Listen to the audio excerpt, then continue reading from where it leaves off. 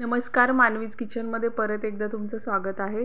आज आपण कच्ची दाबेली बनवतोय, पण परफेक्ट मसाला, व्यवस्थित मसालेदार शेंगदाणे आपण घरातच बनवणार आहोत आणि एक नंबर टेस्टीला होणार आहे। तर चला, छोटीशी रेसिपी आहे, बघून घेऊयात। आता सुरुवातीला आपण मसाले तयार करू। त्यासाठी पॅनमध्ये मी 2 चमचे धणे घातलेत, एक तमालपत्र, एक चक्री फूल, एक मोठी इलायची टाकलेली आहे, एक तुकडा आपण दालचिनीचा घेऊया, 3-4 लवंग आणि 3-4 काळी मिरी। आता इथं मी 1 चमचा तीळ घेतलेला आहे, 1 चमचा बडीशेप, लगेच 2 चमचे आपण इथे सुकं खोबरं घालूया। त्यानंतर 3 ते 4 लाल मिरच्या टाकायच्या आहेत। लाल मिरच्यानंतर 1 चमचा साखर, अर्धा चमचा हळद, अर्धा चमच्यापेक्षा थोडीशी इथे लाल मिरची पावडर टाकूया। हे मसाले छान भाजून घेऊया आपण पॅनवरती। गॅस मंद ठेवायचा आहे आणि भाजले मसाले की लगेच याची आपण पूड काढून घ्यायचे। मस्त दाबेलीचा मसाला तयार होतो। छान वास सुटलेली आहे मसाल्यांची, भाजून पण तयार आहेत। मसाला मी बारीक करून घेतला मिक्सरमध्ये, हा बघा मस्त वास सुटलेले आहे आणि जबरदस्त दाबेली बनणार आहे आज आपली।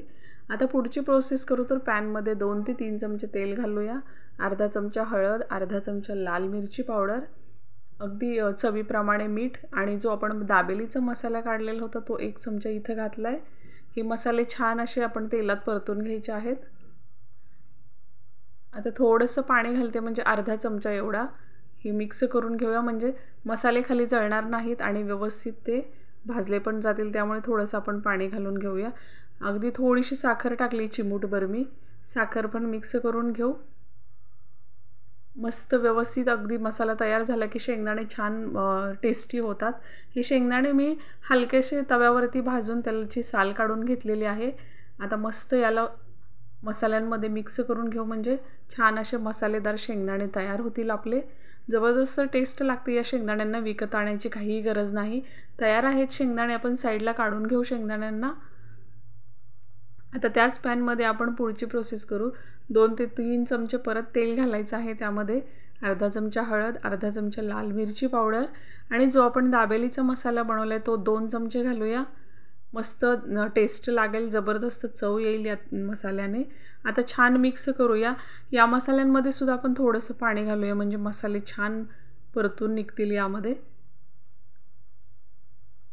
आणि वास पण अगदी छान सुटलेला आहे। आत्तापासूनच मस्त दाबेलीचा मसाला झाला, तुम्ही याच पद्धतीने करून बघा।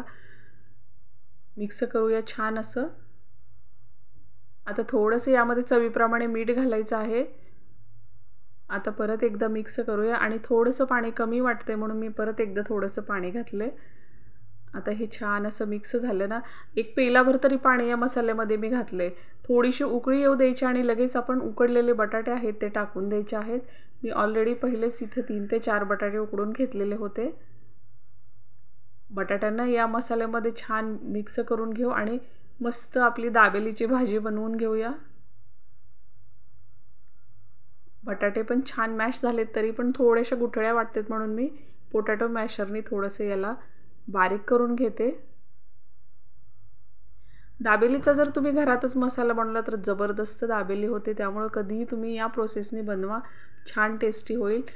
मसाले तयार आहेत। आपण आता याच्यावरती सगळं व्यवस्थित टाकून घेऊ। बटाट्यावरती अगदी कोथिंबीर अगोदर टाकायची आहे, नंतर आपण याच्यावर डाळिंब टाकू।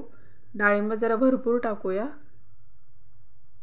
डाळिंब जेवढं टाकेल तेवढं छानच वाटतं, त्यामुळं थोडं जास्त डाळिंब टाकायचं आहे। आता आपण मेन प्रोसेस करूया। तर इथं मी हे पाव बेकरीतून आणलेले, तुम्ही बघा एकदम सॉफ्ट आणि थोडे मोठ्या आकाराचे आहेत।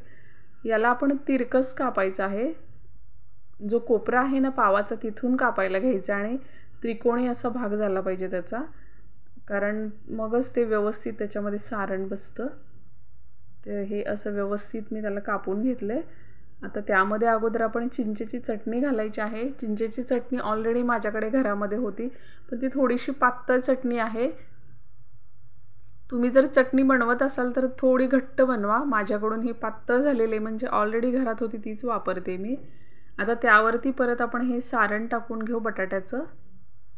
सारण भरपूर टाकायचं आहे, चिंगूसपणा करायचा नाही, कारण ते जेवढं फुगलेलं असेल तेवढं व्यवस्थित भाजता पण येतं आणि दिसायला पण छान दिसतं। आता शेंगदाणे मसालेदार आपण त्यावरती टाकून घेऊ। शेंगदाणे पण भरपूर टाका, घरीच बनवलेले आहेत। शेंगदाण्याशिवाय कच्ची दाबेली चांगली लागतच नाही. आता त्यावरून आता परत आपण डाळिंब थोडेसे टाकून घेऊया. दुसऱ्या बाजूने पण पावाच्या थोडीशी चटणी लावायची आहे आणि आता पाव बंद करायचा. मस्त दाबेली तयार झाली. अशा प्रकारे सगळे आपण बाकीचे पाव पण बनवून घेऊया. कच्ची दाबेली आपण नेहमीच बाहेर खातो आणि आपल्याला आवडती सुद्धा, कारण ते मसाला पण तितका परफेक्ट आणि छान बनवतात. आपण त्या गाड्याच्या जवळून चाललो तरी छान वास सुटतो आणि लगेच खायचं मन होतं. तशाच पद्धतीने आज घरात सुद्धा झालेलं आहे. अगदी घरातमध्ये सेम वास सुटलेले आहे सगळीकडे, कारण मसाला अगदी व्यवस्थित आणि परफेक्ट झाला आहे. त्यामुळे कच्ची दाबेली जबरदस्त चवीला लागणार आहे. आता आपण याला भाजून घेऊया. तर तवा ठेवला आहे मी गॅसवरती. तव्यावर पहिल्यांदा थोडंसं बटर लावायचं आहे आणि मग पाव त्यावरती टाकायचे. मात्र पाव अगदी अलगद इथं भाजायचे, बिलकुल त्याला दाबायचं नाही वरून, कारण ते सारण आहे ना आतलं तसंच राहिलं पाहिजे. थोडंसं जर तुम्ही दाबलं तर ते सारण बाहेर येण्याची शक्यता आहे. त्यामुळे अगदी हळूहळू त्याला पलटत राहायचं आहे. मस्त भरून तयार आहेत. साईडने जर तुम्हाला वाटलं शेंगदाणा वगैरे किंवा डाळिंब पडते तर तिथं थोडंसं तुम्ही बटाट्याचं सारण लावून त्याला पॅक पण करू शकता. कधी होतं बऱ्याच जणांकडून की डाळिंब सांडते त्याच्यातून किंवा शेंगदाणा बाहेर पडतोय. अशा वेळेस तसा उपाय करून बघायचं. तर हे भाजून तयार झालेले आहेत. मस्त रेसिपी झालेली आहे. त्याला आता आपण साईडनी शेव लावून घेऊया. शेव आपण एकदम बारीक साईजची वापरायची आहे इथं. मग आवडली ना कच्ची दाबेलीची रेसिपी? घरीच मसाले बनवा आणि घरीच सगळं तयार करा. जबरदस्त टेस्टीला लागतात. आणि जर तुम्हाला माझ्या रेसिपीज आवडत असतील तर मांडवीज किचनला एकदा लाईक, सबस्क्राईब आणि शेअर करा.